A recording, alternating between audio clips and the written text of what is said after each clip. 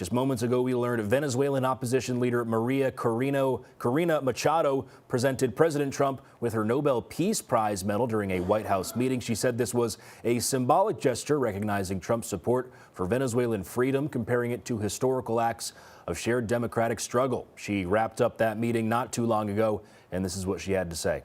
And 200 years in history, the people of Bolivar are giving back to the heir of Washington a medal, in this case a medal of the Nobel Peace Prize, as a recognition for his unique commitment with our freedom.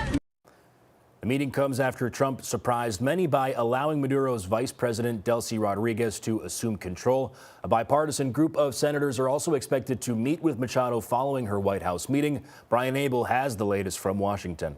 Today's visit to the White House by Venezuelan opposition leader Maria Machado is the culmination of a remarkable set of events over the last year for Machado, President Trump, and Venezuela. Let's start with Machado, who arrived at the West Wing for lunch with President Trump Thursday. Machado's press office says she planned to convey to Trump gratitude of the Venezuelan people for his unwavering support for democracy and justice in the country, and to talk about the future of Venezuela.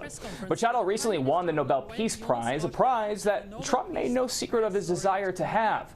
Machado went to Norway last month to receive that prize in a daring and secretive journey from Venezuela, where she'd been in hiding for 11 months as one of the most critical voices against then Venezuelan President Nicolas Maduro.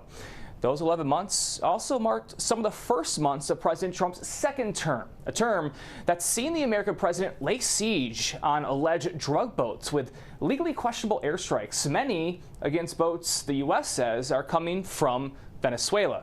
Meanwhile, Trump upped his pressure campaign on a defiant Maduro, classifying his regime as a narco-terrorist organization, leading to the U.S. military operation inside Caracas to capture Maduro and his wife and bring them back to the United States to face drugs and weapons charges, which they have pleaded not guilty to.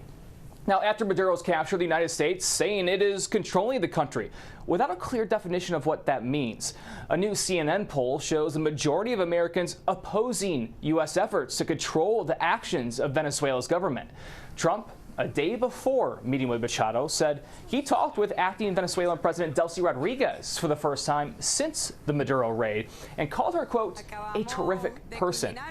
All of this as Venezuelans call for democratic elections in the country following the seizure of Maduro.